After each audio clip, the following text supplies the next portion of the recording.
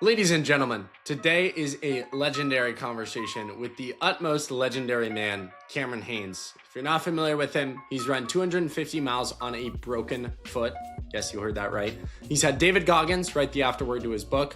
He's inspired hundreds of thousands of people, including Jelly Roll, to lace up and get moving. And when I asked Cam when he first experienced his own greatness, he said, "I'm still waiting for that. I've never felt great at anything," which I debated him on. He has lived a life of greatness. So today you're going to hear what actually drives one of the most relentless badasses alive: his dad, his son Truit, the fraud check that sent him to the start line of a 200-miler, and the one thing he says separates every outlier he's ever met.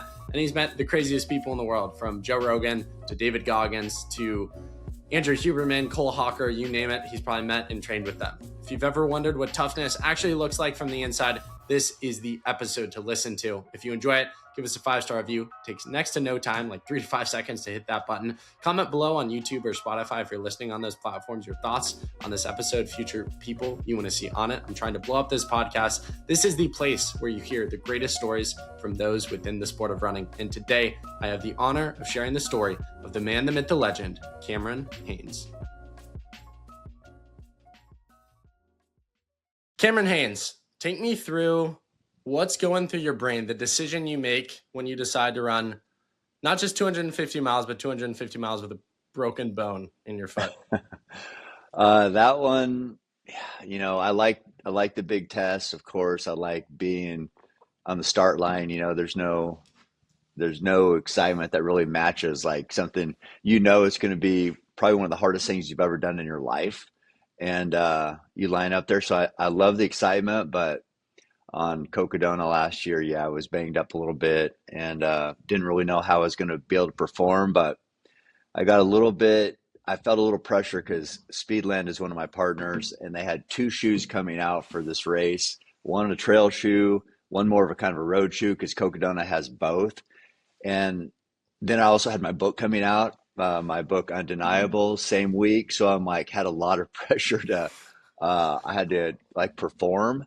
So it didn't really matter that I wasn't 100%. I just back against the wall, got to make it happen.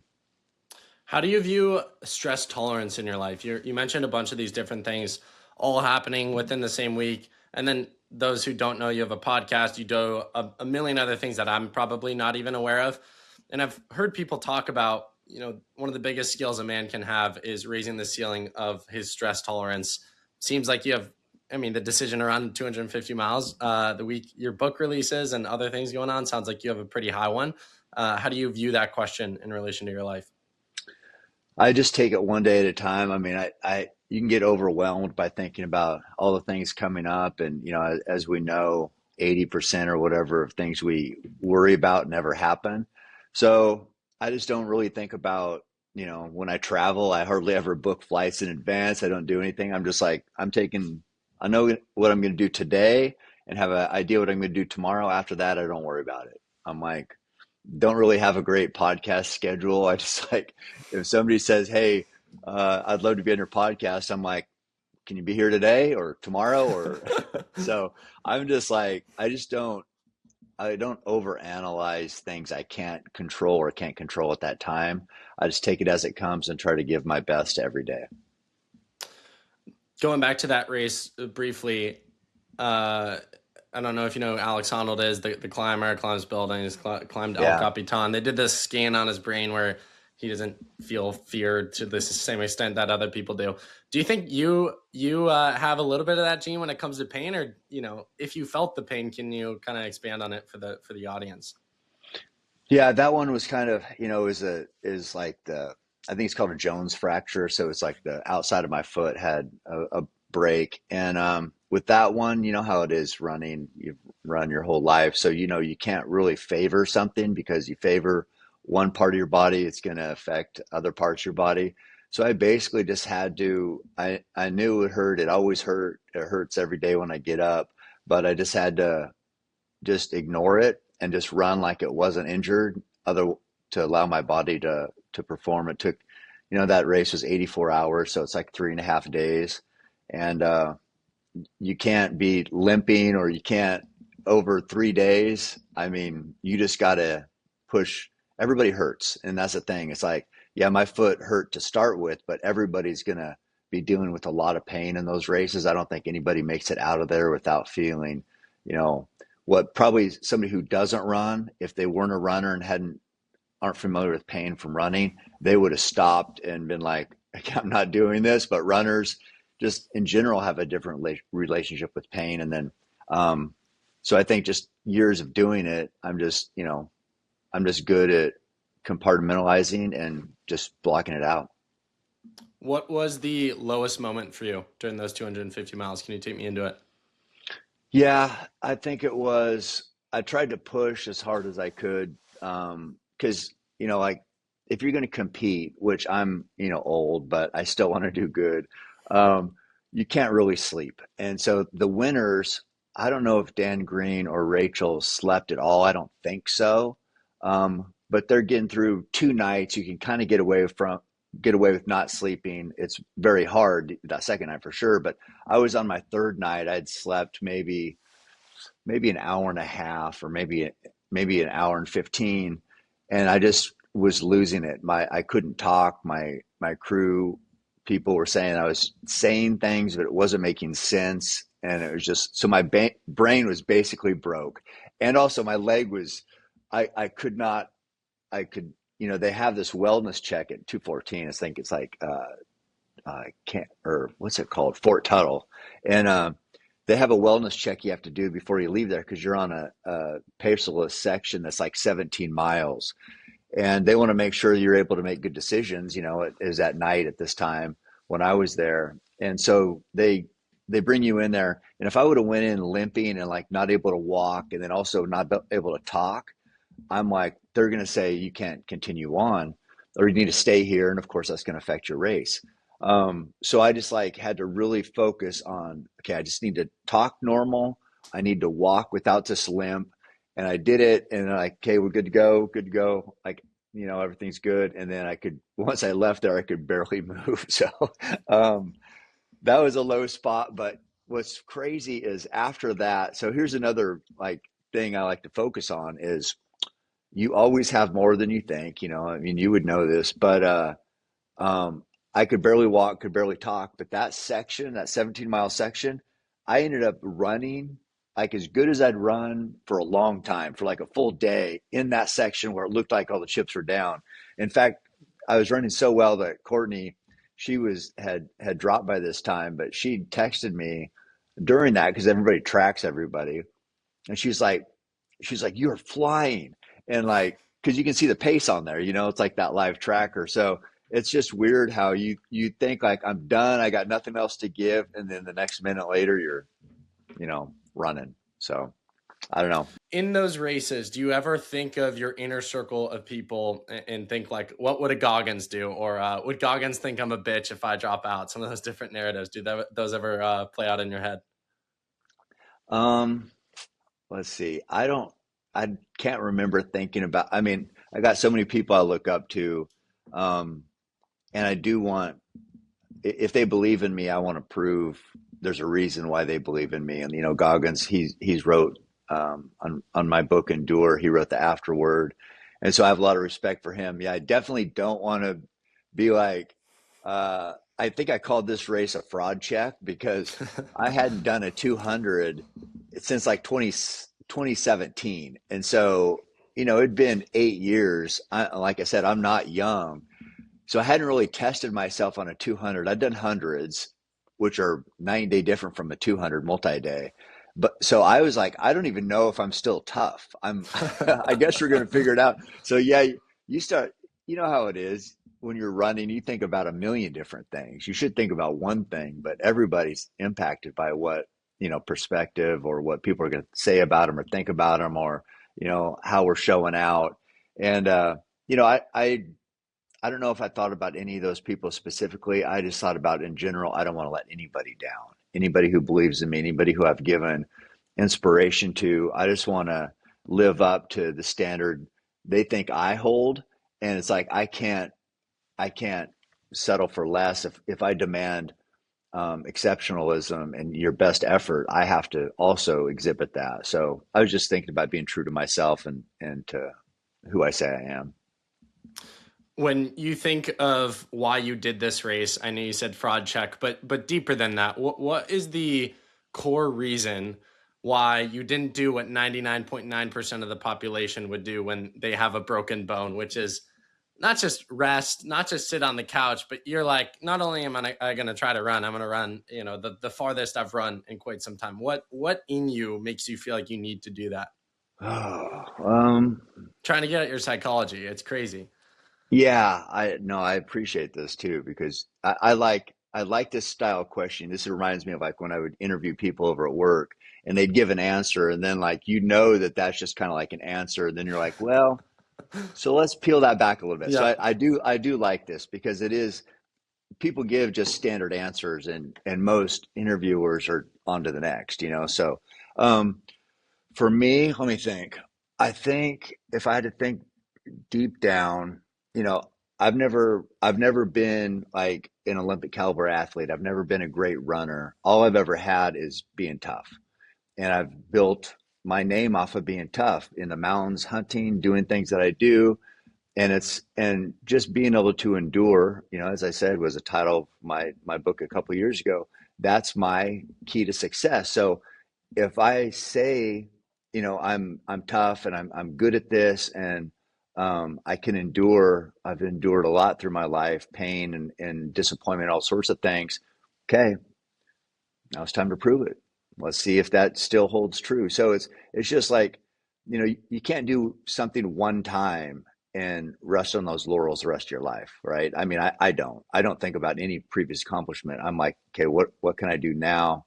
And I still gotta, you know, send it. And I was just trying to just live up to the standard I set for myself. And you know, that's what got me here. That's why people know my name. So just want to make sure I'm still that person. You've talked about extensively your dad, the impact he's had on you, your dad, Bob. And for those in the sort of professional running community who are listening today, I believe he was the first guy in the South Eugene Hall of Fame. And those people will know it because when Hayward's full of competition, people do their pre-meet at that track. So I've been to that track many, many times. And I know you've talked about how you think of him a lot of times when you do races specifically in Eugene. But for this 250 miler or writing a book or the insane things you do in your life, how much does he drive you? We're talking about this inner circle of people who motivates you. He passed in 2010. What's the impact he's had over the last 16 years as you take his memory with you? Yeah, I was just talking about this with Andy Glaze just a couple of days ago. He was here for my podcast, and we were running. There's like a race in Eugene. You know South Eugene track, of course. That's where he coached. But you run both the Eugene Marathon and the Butte to Butte, which is the Butte to Butte's 10K on the 4th of July, and both of them take the same route. You go up Dillard, down Fox Hollow, then you're on West Amazon Parkway and the Butte to Butte, and you run by Dairy Mart there. It's kind of like there's a sawdust path that all the track teams and things they kind of do a loop there on West Amazon by Mozzie's, and then end up usually over at South Eugene track, maybe do some speed workout. But when you come by Dairy Mart, my dad used to be there every race that I did from the Butte to Butte to the Eugene Marathon, and I'd see his dogs, and I'd be running and coming down there on the Butte to Butte. You come off the hill, you've been running pretty fast, and you're like 3 miles in, but I could always count on seeing my dad there, and still, you know, I've done the Butte to Butte for probably 30 years, you know, since I was early 20s, and he was always there, and you know, when he died on July 5th in 2010, and the race, as I said, is on the 4th of July. And I came by there. It was right after. It was about. Let me think. I think Western States. I did Western States on the 23rd of June. So this is about maybe 10 days later, and I was a little banged up, but I'm like, I always do the Butte. So I'm coming by, and he was pretty sick at this time with cancer, but I'm like still holding out hope that he would be there, and he wasn't there, and yeah, so that that night he died. I still think about that even with Andy the other day, but every race I look, and I know my dad's not going to be there, but I look for them. So then you get a little further in the race and you run by South Eugene and you're coming by and you see the track like where you've trained or run or warmed up or whatever you did. And you run by South Eugene and then head into town. And man, he was Eugene, born and raised here, coached at South forever, in the Hall of Fame. Everybody knew him. So yeah, he's still, I mean, yeah, his memory still pushes me. I love it. Thanks for sharing that. Your dad, remarkable legacy. You yourself have this remarkable legacy. As you say, you're continuing to build it. You've referenced your age a few times. It doesn't seem to be stopping you anytime soon. And then Truit, over the past few years, as well as your other kids, seem to be making their own legacy. How much pride do you take in your last name, specifically growing up with Bob as your father, the legacy that he made? And now it seems, I don't want to speak for them, but your kids have this similar feeling of, okay, I gotta, Cameron Hanes is my dad. I gotta make something for myself, whether that's 10,000 pull-ups in 24 hours or some other business venture. Yeah, it used to be like I'd get teased because Hanes underwear, this whole thing, it would be, people are, how they are, kids are especially. So I was just like, everybody'd spell it wrong. I'm like, no, it's just like the underwear. So for a while, it wasn't that cool of a name. And I hated my first name too. It's like Cam. I was like, why can't I have a name just like John or Mike? Why? I didn't even know any Cam. So I hated both first and last name. But now, yeah, now it's a sense of pride, and the Haynes family. I think there's a standard that I have for us, and I try to live up to I guess the expectation my dad had.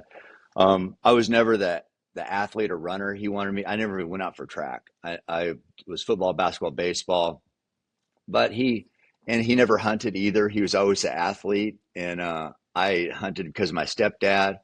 And so it was running that it was kind of like our common bond. And then because he didn't hunt, he'd kind of make fun of me for hunting, but he was also very proud of me for the success I had in hunting. And so it was cool for him to see my name on a book, or an article. He was very proud of that. But yeah, it's meant a lot to make your name mean something. I mean, I think that you know there's another saying I like that, you have to earn your last name. And it's just like, if you have this standard you want to uphold, and you want to be that person, okay, you got to give people a reason to believe in you. And when they say my name, I want them to think about certain things, and I want them to think about my kids, as you mentioned, and that, yeah, that maybe he wasn't perfect, but dang, his kids are following right in the footsteps, and so it feels good. And yeah, I mean, we're just trying to do the best we can do, like anybody. Amen to that. Hopefully he's viewing the things you've done over the last 16 years from a better place. But if there was one thing over the last 16 years since his passing, July 5th, 2010, that you could selectively choose him to know that you've done over the past 16 years, whether it's a race, a book, a conversation, a business venture, what would that one thing be? I think with him, I mean, we always kind of were different politically. He was like this South Eugene liberal hippie type, Birkenstocks, go down to Saturday Market in Eugene to Rita's Burritos, and purple South Eugene. And I always like this redneck bow hunter. So I think he would be impressed that I've I've tried to earn opportunities to make a difference, whether it's in politically, or maybe telling somebody's story, maybe celebrating somebody else. He would love that. I love these ultra running women. These women are so tough. They inspire me so much, and I think he would love um, just how entrenched I am in the running lifestyle and celebrating people um, who are different than me. And I think I think he'd be proud of that, because he was never. We would joke around like, I was this redneck bow hunter, and he was this, whatever, would go to garage sales all the time. But we appreciated he was the smartest person I know. He's well read, just very opinionated, but I loved it. And so we would talk back and forth, and I just think he would appreciate kind of that I haven't really changed, but I've also been more open and accepting than probably I think he would have envisioned 16 years ago. And I'm not, as I said, I'm not perfect, but I'm trying to do better. I'm trying not to have preconceived notions about people and just treat people as they are. And so I think he'd be proud of that. Someone once told me that the measure of success for a man is how their kids turn out. It's not even their own individual accomplishments, but their kids and how they turn out is normally a reflection of them and their standards. And you get a child for 18 years, and you can do a lot, for better or for worse with that. And so anytime I meet someone I'm impressed by, I'm always like, oh, I'd love to meet your parents. Your kids obviously have turned out remarkably well thus far. And I love listening to the podcasts of Truit on yours or other shows, and him talk about some of the dynamics early on, you forcing him into the sport, and just some of the different stories there. But if you had to boil it down for the parents, we have a lot of parents listen to this podcast who have competitive driven young individuals, and they want them to succeed as they should. And you had to distill it down into 1 to 2 pieces of advice for those parents. What would those be for parents who want the most for their kids in life? And yes, everyone wants the most for their kids in life, but very few have that tick of greatness. Like, I actually want to unlock my kids' greatness. What would you say to them? First, I think you have to identify if it's possible, or identify what their gift is. And, it's kind of cliche. People say everybody's good at something. I don't know if that's true or not, but probably, because I don't know. I just knew that my kids, in general, kids aren't going to want to get up early and go train, and so I wanted to teach them early on that life is hard, life is a competition, life will kick you in the nuts over and over, and it's not going to let up unless you're tough and can get through and can weather it and can be prepared for challenging times. I think some parents are so busy with their normal lives and normal challenges and everyday struggles that sometimes they can't pour into their kids that much. And because they're dealing with their own issues, and sometimes the kids are left to kind of navigate life on their own. And a lot of times it's with phones or with TV or with video games or things like that. And I just think I did I knew kids had things they liked to do, and my kids wanted to go play with their friends and do other things. And I was like, I'm good with that, but you're going to put in work first. So I would make them run. I would make them do Mount Pisgah that I always run all the time. I started them lifting weights when they were young. I just wanted them to realize that hard work makes a difference. And if you want to stand out, every kid thinks they're going to be in the NBA or NFL. And I just want to show them, like, okay, that can be a goal, but you're going to have to outwork everyone. And it's really hard. True has talked about this lately, but there's this one kid here in town, Tristan, that they were like always grew up running track together. And Tristan always beat him, just a better runner. And so Truit I had Truit run the Eugene Marathon in 2010, right before my dad died, and I forged his entry thing. He was supposed to be 16. I said he was 16. He was actually 13, but he ran well. So that year, when he was training with me for the marathon, he beat Tristan at this race over at Churchill High School. And we still talked about it the other day, because I was just told him the other day, I'm like, hey, I remember one time you did beat Tristan. And he goes, yeah. He goes, that was when you were making me do the marathon training. And so it was just a good example of, you put in more work, you're going to have more success. And sometimes he didn't want to accept it, even till basically just like right now, kind of just first told me that the reason why he won that race that time was because I had him doing extra work. And then Tanner was the same way. He wanted to be good at basketball. I made him stay and shoot 100 threes after practice and go lift weights after the other kids practice. And I'd say, if you do what the other kids do, you're going to be average probably below average because I didn't think my kids were super athletic. So we had to work on that. So I said, if you just do what everybody else does, you're not going to get the you're not going to achieve the goals you want. We have to work harder. And he did, and he ended up getting first team all league and you know, made it happen through extra work. So if nothing else, there's been examples like that, just showing the kids that, hey, it's all related to how hard what you put into this, how bad you want it, and how hard you're willing to work for it. It's crazy to look at the word exceptional and actually break it down. Most people have never done this. Exceptional, first half, exception. It means that you're an exception from everyone else. And you look at the word average, and generally, if you're doing the same thing that everyone else is doing, you yourself are a part of the definition of the word average. But we like to think that if we do what everyone else does, average, will get exceptional results, when in reality, those two things contradict itself.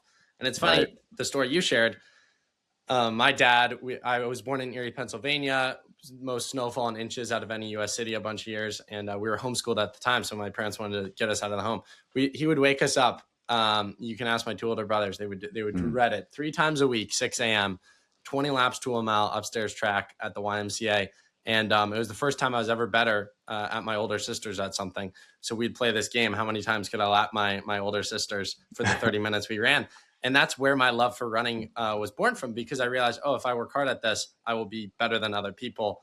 Of course, that's only so sustainable for a certain amount of time. But kids want to do what they're good at. And the way you get good at things is by practicing at things. And I don't know if you've experienced this with your own kids, but I experienced this with my siblings or friends growing up.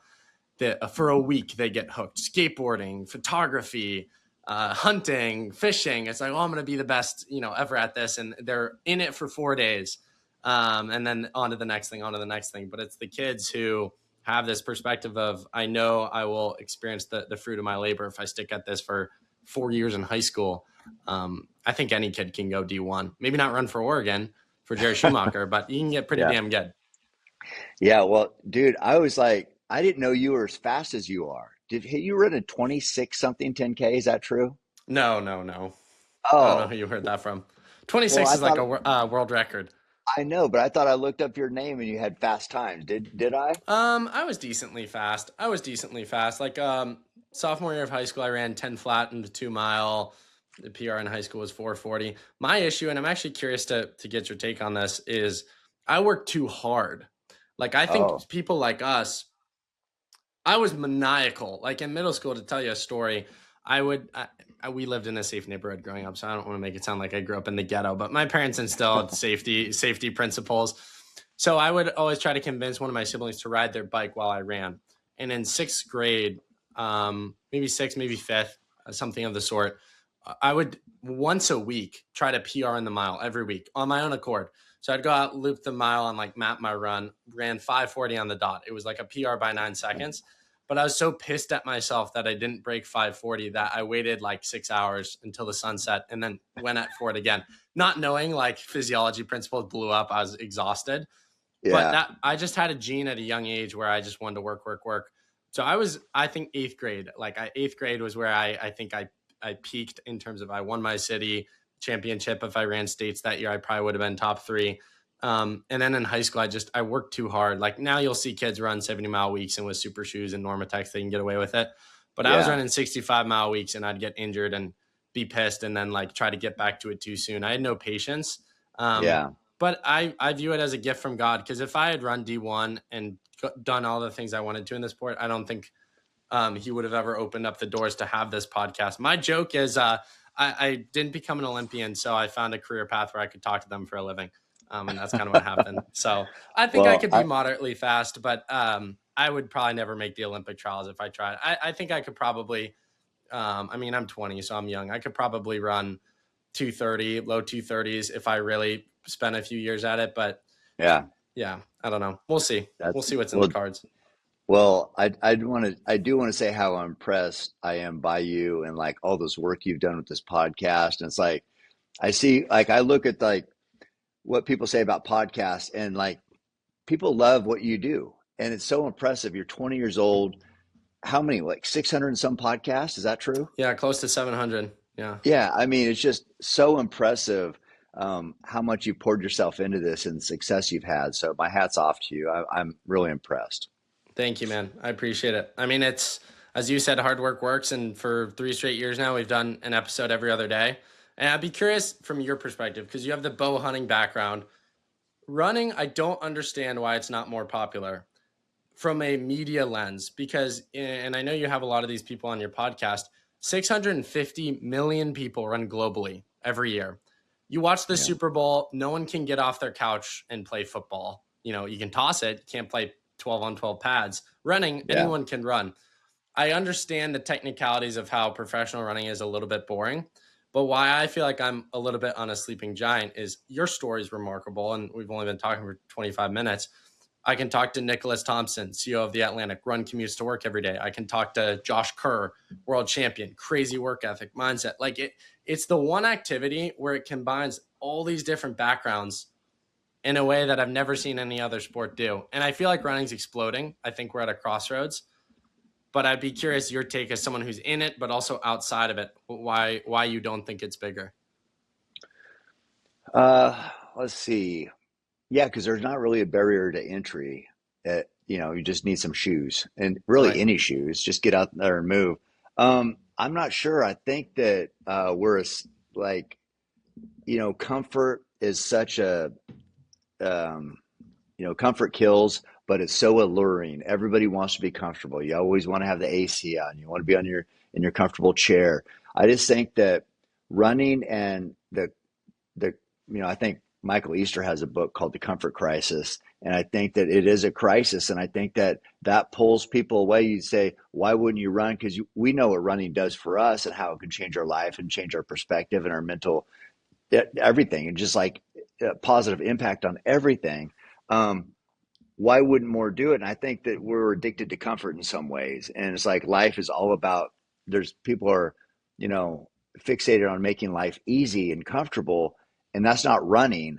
But people just need to realize what running can offer, what being healthy like that is the that is the silver bullet, being healthy and being able to move out in the mountains and fresh air. I think it would change the world if more people did it. Um, so I'm glad that it's growing. As you know, I put up a post today with Andy Glaze, and I said because it's exploding so much, there are some growing pains. And we talked about the run influencers or the run fluencers, and how what the elites think about them, and how this marketing money goes from maybe elites, and now it's to get more of an impact with the run fluencers because they're better at storytelling. So there's some gatekeeping in running, and so some people, I guess, could maybe not feel as welcomed because of that. It's just growing pains, as I said, but it's a beautiful pursuit. There's nothing more pure than running, and yeah, I'm not sure why it's not more popular, um, because yeah, I couldn't imagine it if I go a day without running. I mean, I'm missing something. I feel empty. So I don't know. I don't get it either. To that last point, someone made this observation to me once, and they said, the sign of growth and progress is when it hurts you more not to do a good habit than to do it. And Hmm. to your point, if you miss a day, it probably hurts you more on the day you can't run because of travel or trip or work or something than it does on the day where you get to run, you have to run. Same with, clean eating, people who have terrible diets. If you're disciplined enough for a long enough period of time, it'll actually hurt you not to eat healthy than it would to do the opposite. And I think it's getting yourself in a spot where, James Clear has this great quote, one missed day is a mistake, two missed days is the start of a new habit. And if you can just Hmm. one day, okay, it's okay. But second day, get your butt back on the horse. Yeah, yeah. I mean, I don't even. Yeah, I don't have to even. I couldn't imagine missing 2 days, but yeah, I love it. It doesn't mean that it's always easy. I mean, I hurt plenty of times, but as I think, as you said, it's like the pain of missing it is worse than the pain I have to endure out there if I'm banged up a little bit. And even if I can't run, I just walk. I don't care. I'll walk up this hill and I'm outside. I'm listening to music or podcast or just thinking, but I'm immersed in nature, and that's a win, no matter what speed you're going at. So just get out in fresh air, and you're that's a win. What's the training regimen like in your old age, as you would say? You're still young. You're still young. And how has that changed and evolved over the years? Well, I haven't running has been I mean, I run and I do races and all this, but I'm terrible at I'm ter I'm not good at running, but I'm maybe better at running than I'm at planning to be my best. I never I don't know. Like even for Cocodona, I had never even had the pack on that I wore one time before that race. I'm like, I don't test anything. I don't know what I'm going to eat. I don't do anything. I'm just like, I'll figure it out. I'm going to line up on this thing and we'll we'll see whatever it takes. So, what I have been doing better lately, since Truitt's kind of inspired me on this with his speed stuff, is I have hit the track a few times, which I've never done in my entire life. I've been running. I've been running for 58 years, or I think I started running probably when I was five, like trying to get a mile a day when I was five. So that's 53 years ago. I've been running, and I've done like three or four track workouts just recently. So I'm like, me and Truett have been talking about, he wants to get faster. I'm like, I've never been in the 240s. Might as well see if I think I can get in the 240s. At last year, me and Truett did a 20 miler and I was outrunning him. And then he went and ran a 238 at Boston. So I had a Wow. 240 in me, but I got hurt. And so I didn't really get a chance to prove it. So I'm, I think I can do that. I think in Eugene this year. So it's in about, Do I you don't know, realize it's how the end crazy of you are, by the way? How old are you? I said you. 58. Okay, 240 shape is a fit. I mean, is there some age group world record? I didn't realize you were still that fast. Yeah. I mean, I don't know. Yeah. I think the fastest for a 58-year-old, they said was 235. I looked it up if chat's right. But, yeah. So I don't know. I can still run when I'm healthy. I can still run pretty fast. So, but Truett's kind of inspired me to get more intentional on speed work and stretching. I've never stretched either, so I've been stretching. So yeah, we'll see. Maybe my best day. Well, our goal is for me to get a PR at 58. What's it like as someone who maybe spoon fed, force fed Truett a little bit to run as a kid? See him go all in, and what's your take on all the internet drama of can he qualify for the Olympic trials or not? As his dad, you got to think he can, right? Well, I was like the slower to come around than I think he wanted me to be because I just didn't know. I mean, you can want something, you can want to be whatever, an astronaut. It's like some people just don't have what it takes. It's just not going to happen. So I didn't know if he actually had the speed to get sub 216. I always knew that running was his gift, and I told him this his whole life. It's just like he wanted to lift weights, do this. So I'm like, yeah, it's whatever, but running is your gift. I'm just telling you right now. You can fight it all you want. So to me, that him coming back to that is awesome. I mean, I'm like, finally, he's got this figured out, and he's having some success. Now the 216 thing is a whole nother thing, but um, I so he ran, he's got sub 230. He did that 225.41, but that was on a downhill course. We kind of looked at it as like kind of like a treadmill type workout, just getting that leg speed. But I think he had a kind of a shitty Austin, didn't go well, but I think he's got like low 220s in him now. And he's going to hopefully show out at London. And then he still has like 100 weeks. So he's got time and he's so freaking focused. And seeing him on the track and seeing his splits now that he's been doing and holding, you know, 5 minute paces for multiple miles on his repeats, making that more comfortable because he's got to run 5:10 or 5:11 to get 216. So it's just kind of getting used to that speed. When you haven't done it, your body has to be like, oh, okay, this is what we're doing. Got it. And if if you do it right and you have a little bit of talent, your body will adapt. And so I really believe I think he's got what it takes. Just like seeing his 400 splits, his mile repeat stuff, and then what he's doing in training.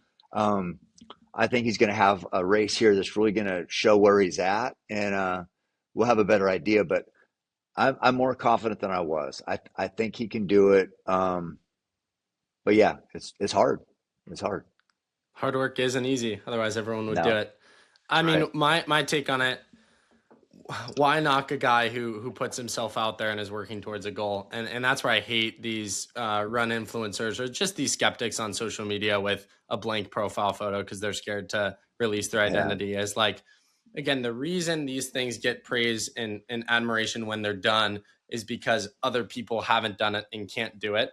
And so when we see someone like Truit who did this stuff in the gym with the pull-ups and doesn't look like your traditional runner, every traditional runner is going to feel insecure that this guy's beating their ass. And so why would you not prey on his downfall?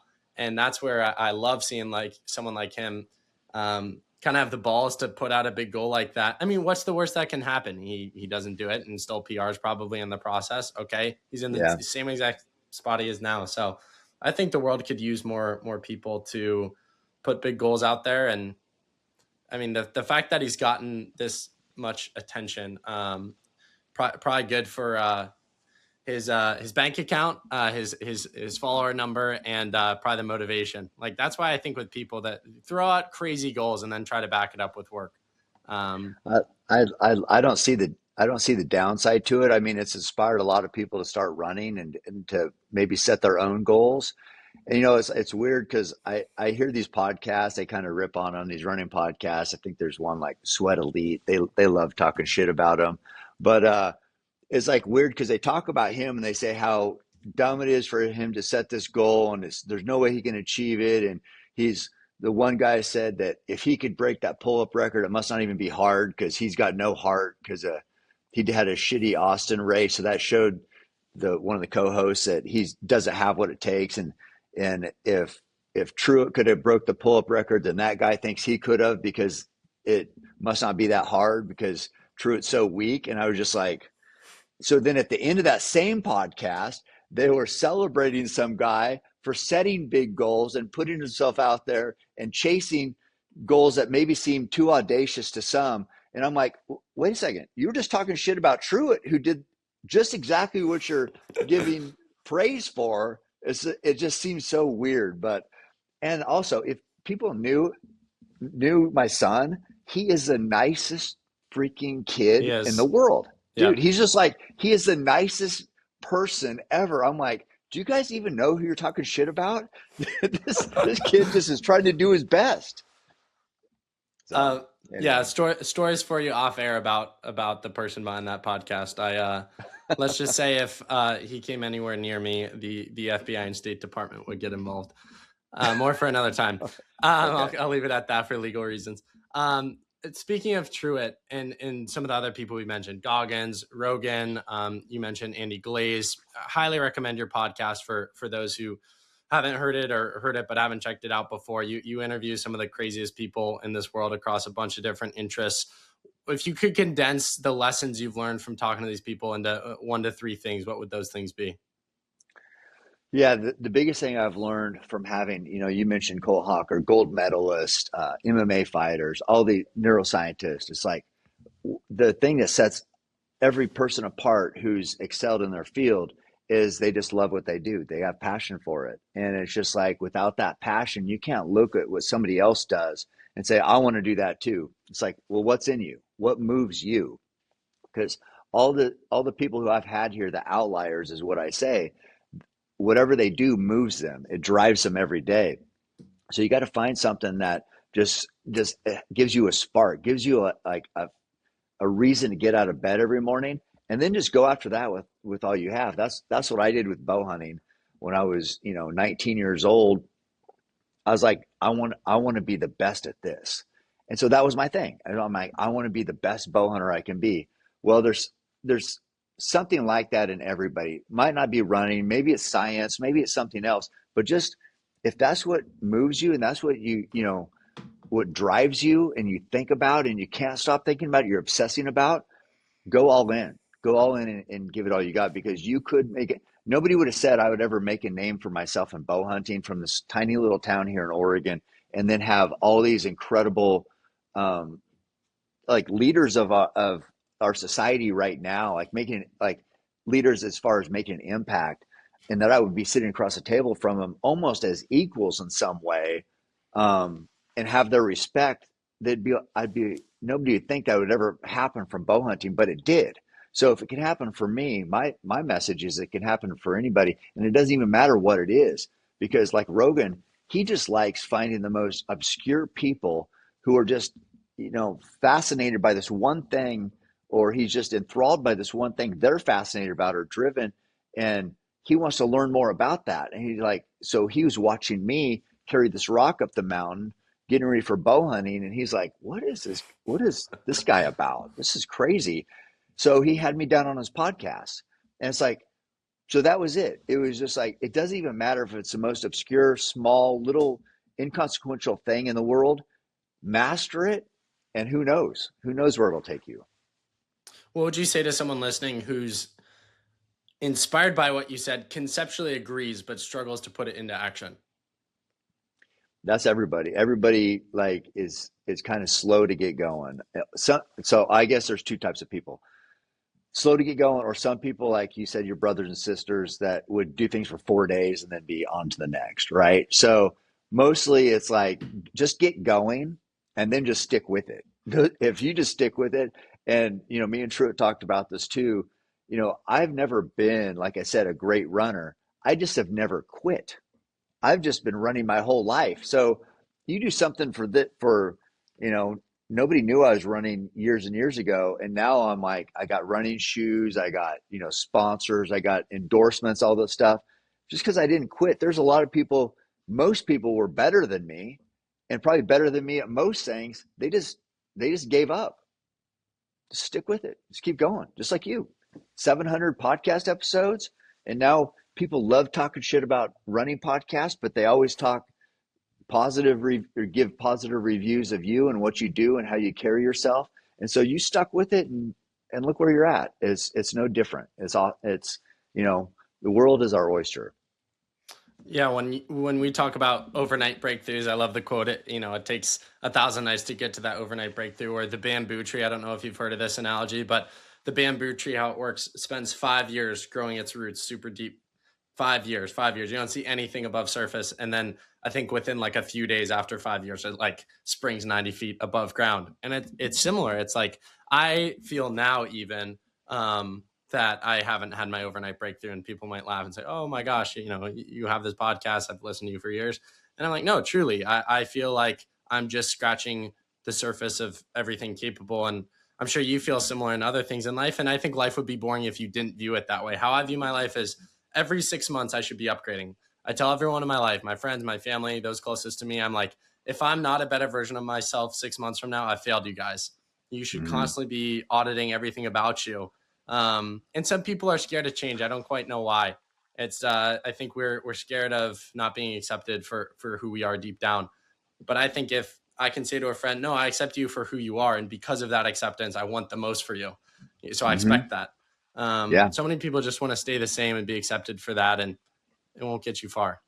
No, it won't. No, that's a great perspective. Yeah, I like how you said that. When you think about your greatness and you think back on your life, what was the first moment you experienced your own greatness? I'm still waiting for that. I've never felt great at anything. Why not? I don't know. I don't know. Yeah. I don't know why. I just haven't. So maybe someday. But where I like feeling like I'm making an impact, and the best way to I guess the best story for that would be like with Jelly Roll this weekend. We're doing the LA half marathon.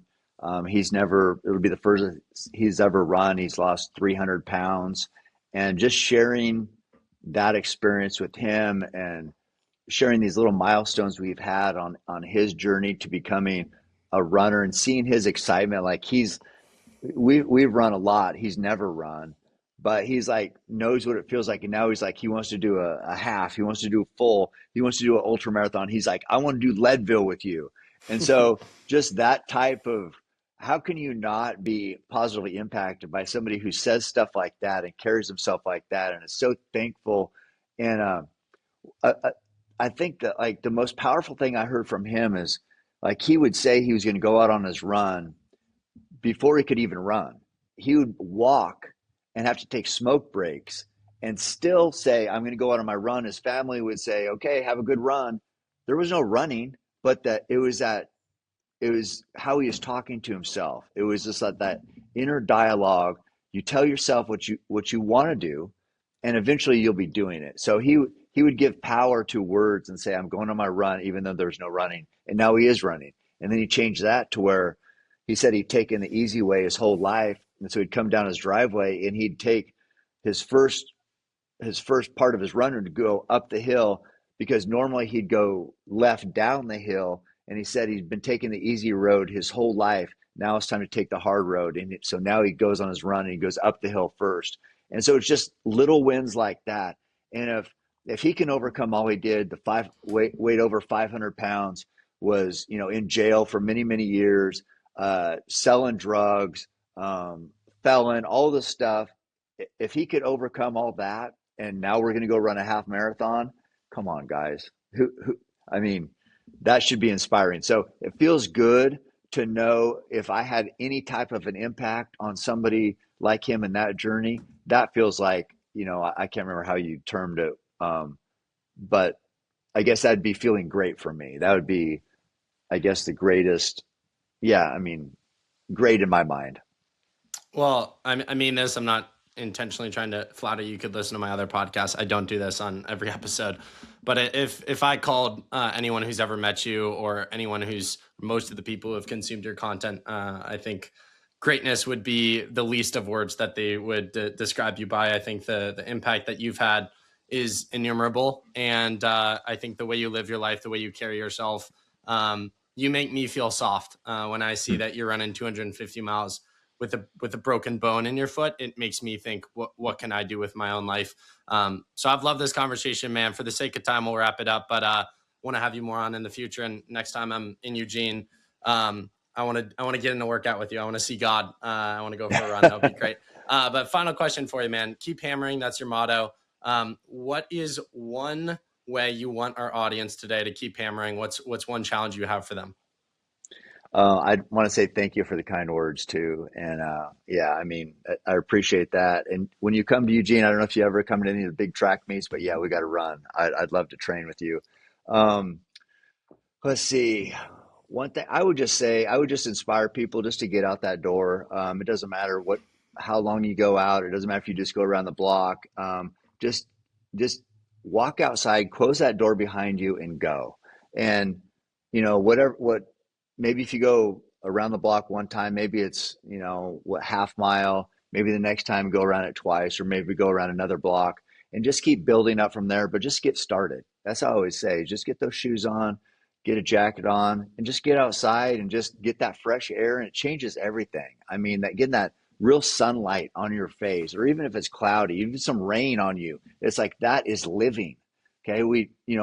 Being inside all the time, that's not living. That's existing. So get out, live. Doesn't matter where you start. We all start at different places, but just get on the path and head in the right direction. And that would be a win for me. I love it, man. Final question for you. My motto is turn your what ifs into realities. It was born from having the what if I start a podcast and have conversations with the people I'm inspired by, and taking action on that what if transformed my life. And I'm now living in that reality. What is one what if that you've turned into a reality, and how has that changed your life? Well, I mean, I didn't quit my job for a long time. I worked at, the water and power municipality for 26 or 27. Now I can't remember how many years, but I just never believed I have what it took to be a podcaster, to be successful, to be able to pay the bills and hire people and have a company. I just never thought I was good enough. I just didn't believe in myself. So finally, it's been almost 3 years now. I quit my job. I retired, I guess, officially, and started this podcast. And it's, we've made an impact. I've learned a lot. I'm so thankful. I bring these people in here, and they think it's for them. Like, they get a bow, they get to share my life, but this is for me. I learn and grow from all these people.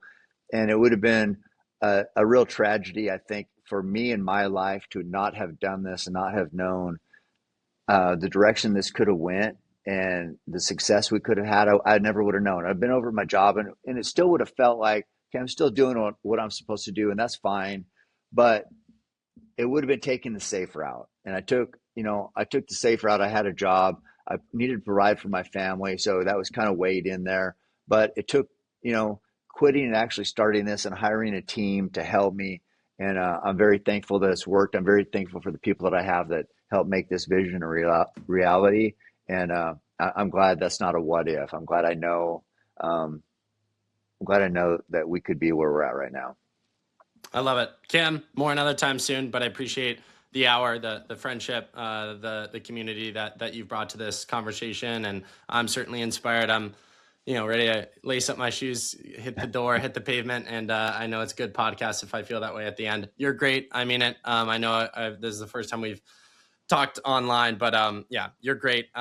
Next time I talk to you, I want you to walk into that identity a little bit more because you are, I know it, other people know it, and you yourself should know it. So thanks for the time, man. I appreciate it. And thanks for all you do for this world. Thank you. Thank you for the opportunity here.